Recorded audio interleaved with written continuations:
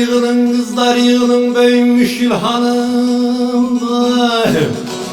Abele yandı Kerem beni saldı bu derden aman ay aman ay aman ay balay.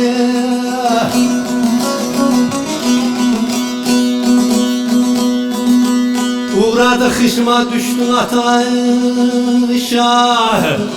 Abele yandı Kerem saldı beni bu derdemi.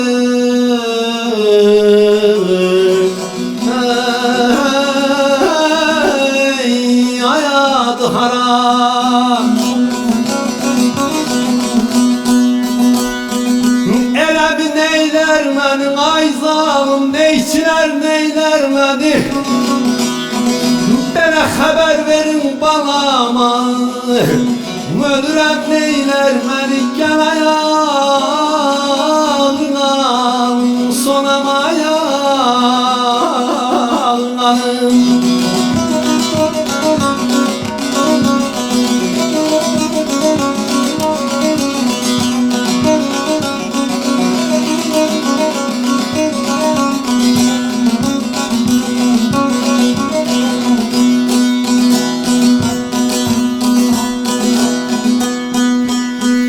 Derbele baksanızda bülbül ölmüş gülmeynem.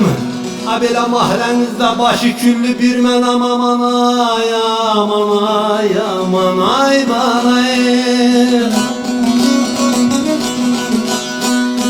Dizim tutuvey bir de gelebilmeynem. Abele yandı Kerem beni saldı bu derdeme.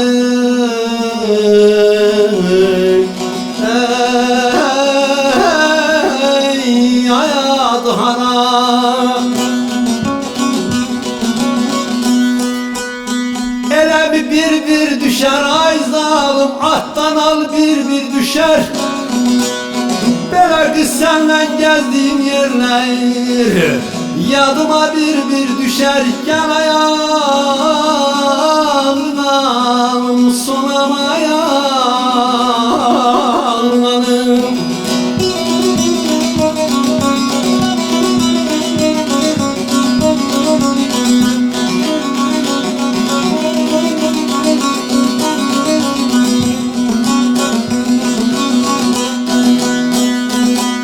Derbele buradan alı bir şehir var başa çık.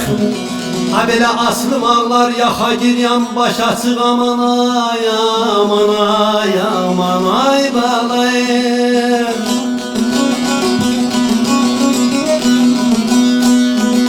Kerem kimin ey sen de çıkma başa çık. Abele yandı Kerem beni saldı bu derdemi.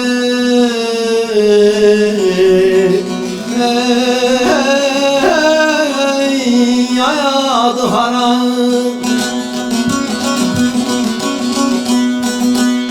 Ele bir gene gellem ay zalim, giderem gene gellem. Bir de cemalın görsem dine imana gellem.